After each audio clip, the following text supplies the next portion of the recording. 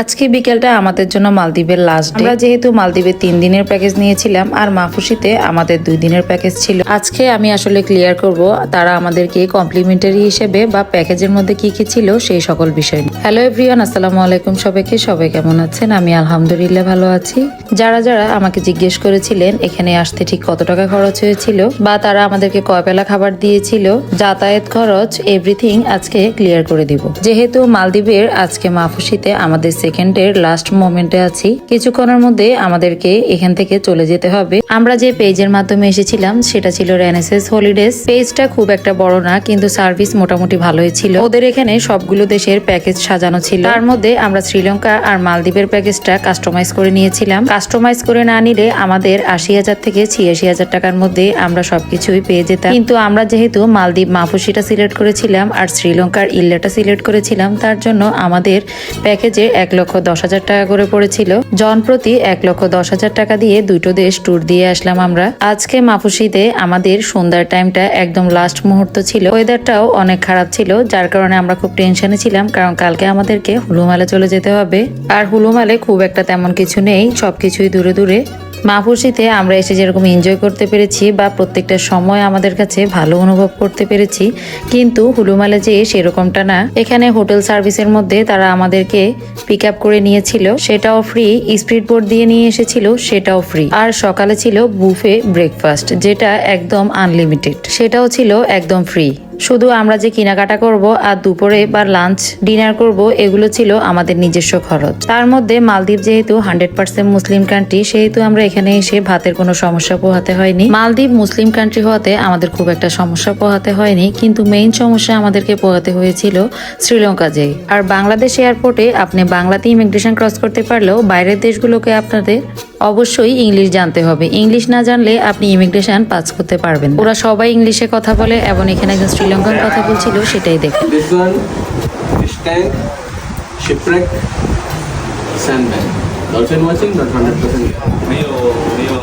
মালদ্বীপে সবচাইতে বেশি ছিল শ্রীলঙ্কান আর বাংলাদেশি। শ্রীলঙ্কানরা সবাই ইংলিশে কথা বলছিল আর বাংলাদেশিরা তো যারা বাঙালি ভাই তারা বাংলাতেই কথা বলছিল। আজকের ডিনারে আমরা দুটো পিৎজা নিয়েছিলাম আর পিৎজা খেয়ে রাতের খাবারটা শেষ করলাম। রাতের সময়টা উপভোগ করতে করতে রাতটা শেষ করে, যেহেতু আমাদের সকালে বেরিয়ে পড়তে হবে, তাই সবার একটু মন খারাপ ছিল।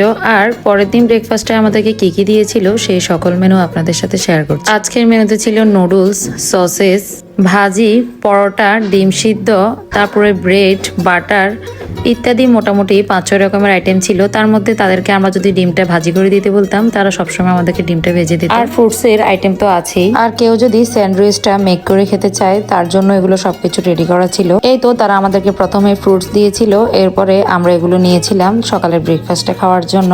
আর আজকে আসার সময় যেহেতু পেটটা ভরা ছিল, সেহেতু একদম গরমে অস্থির লাগছিল। আর সমুদ্রটা এত বেশি উত্তাল ছিল যেটা বলে বোঝানো যাবে না। সমুদ্রের উত্তালের কারণে আমি আর ভয়ে মোবাইলে বের করতে পারিনি। এখানে সবগুলো ব্যাগ এখানে রেখে তারা আমাদের রুমটা চেক করে দেখছিল। মালদ্বীপের মাফুসিতে আমরা খুব ভালো সার্ভিস পেয়েছিলাম তাদের থেকে। যখন যেটা চেয়েছি তখনই সেটা পেয়েছিলাম। যেহেতু আজকে আমাদেরকে চলে যেতে হবে হুলুমালে, আমাদের সবার একটু মন খারাপ ছিল। আর এখানে 2জন ভাই আমাদেরকে রিসিভ করেছিল, আবার তারা আমাদেরকে ঘাটে নিয়ে পৌঁছে দিয়ে আসছিল। একজন ভাই বাঙালি ছিল আর একজন ভাই শ্রীলঙ্কার ছিল। দুজনই একদম অনেক বেশি আমাদের সাথে ভালো আচরণ করেছিল। আমরা যে পেজের মাধ্যমে এসেছিলাম তাদের সবগুলো ট্রাভেলারই এই পেজের মাধ্যমে এই হোটেলে এসেই থাকে, যার কারণে সার্ভিসটাও অনেক ভালো। আমরা ঘাটের দিকে চলে যাচ্ছি আর আমাদের স্পিড বোটকে কল করে বলা হয়েছে আমরা কিছুক্ষণের মধ্যেই চলে যাব। হুলুমাল থেকে শ্রীলঙ্কা কিভাবে গিয়েছিলাম, কি কি সমস্যা পোহাতে হয়েছিল সেই সকল বিষয় নিয়ে নেক্সট ব্লগে শেয়ার করব। আর যেহেতু আমাদের এটা কাস্টমাইজ করা ছিল, সেহেতু পেমেন্টটাও একটু বেশি ছিল। আর এদিকে যে যে জিনিসগুলো ফ্রি ছিল সেগুলো এগুলোর সাথে অ্যাড করে দেওয়া হয়েছিল। এই তো আজকের ব্লগ এ পর্যন্তই। নেক্সট ব্লগের অপেক্ষায় থাকবেন। আর যারা যারা পুরো ভিডিওটি দেখেছেন তাদেরকে অসংখ্য ধন্যবাদ।